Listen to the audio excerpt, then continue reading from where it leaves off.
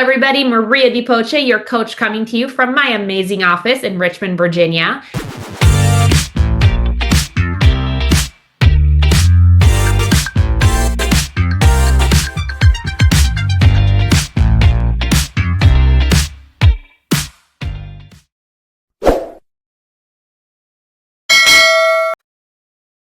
Today, we are going to be talking about prospecting and marketing, all about lead generation, all about making contacts. Let's be honest, it is October. We're going into those winter months where things start feeling a little bit shifty. They start feeling like maybe we're kind of in the middle of a softer market. I'm here to tell you we are not. I study the numbers every single week. We are still in a very, very healthy market. But let's jump into my slide because I do want to cover with you guys one of the things I talk with my agents often that are my coaching clients. Okay, in order for everyone to be successful in real estate, they are going to need to have 3 primary strong lead gen levers. If right now you only have 1, or you don't even know what your first one is, then we have a problem and we need to work on that. However, let's for all intents and purposes say that you at least have 1. The first one that everyone should have is their database. Without a question, if you watch my videos from last week, we talked about a 33 touch plan and what you can do to actually put systems in place to help you stay in touch with your clients. If we don't have that, we need to work on that first. Nothing else matters before the database is situated, okay? The second thing is prospecting. We're gonna call that active. We are gonna call that proactive. We're gonna call that direct way to generate leads. What qualifies as an active lead gen levers? Calling for sale by owners, calling expireds, calling just sold, just listed, past clients, allied resources, geographic farming area, apartments, corporations, builders, banks. You can see it says telemarketing. This book was written in 2002. We're talking calling people, okay? Face-to-face. Those are allied resources. Those are having meals with people that have connections, that have the database that you want access to. Maybe it's door-to-door canvassing. It's open houses. It's client parties. It's networking events. It's social functions at community events, seminars, booths, teaching and speaking opportunities. So these are all the way that you can actively generate leads. Internet leads is not active, it's passive. We're gonna get into that here in a minute. I just wanna make sure that you understand the difference. What are our passive or marketing lead gen levers?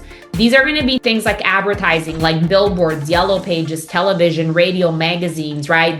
Bus stop benches. Like we don't know what we're gonna get out of these. And then maybe some promotional items like magnets and calendars. This looks like you putting an ad in your son's little league soccer brochure, okay? Or your church directory, right? This is a very indirect way to market. Now you have direct mail, like postcards. This is farming. Farming is actually can qualify as a passive marketing lead gen levers.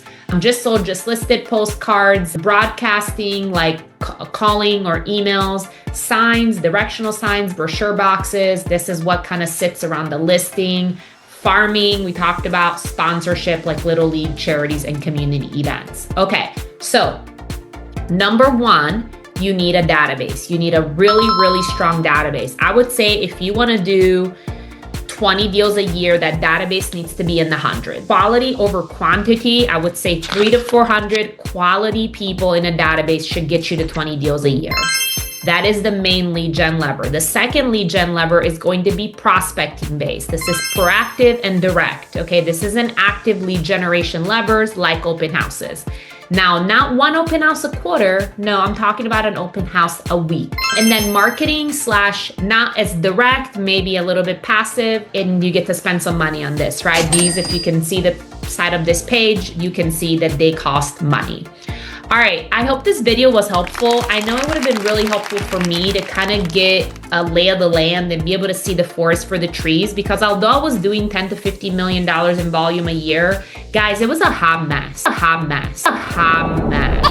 mean, I didn't know where deals were coming from. I was doing all the things. I was in my church's directory. I was in Yellow Pages. I was having somebody canvass neighborhoods with flyers with like a cash out program. The one thing I didn't have, which looking back was the biggest asset that I should have had was my database.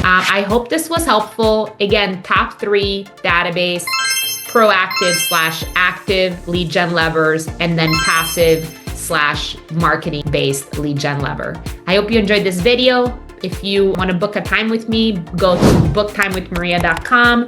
Let's schedule something. Let's get to know each other. And if you have not subscribed yet, smash that subscribe button. We're at 190 subscribers. I'm so proud of myself. Thank you for following me. But if you haven't subscribed, throw me a like, throw me a comment. It helps bump the video up and it really would mean the world to me.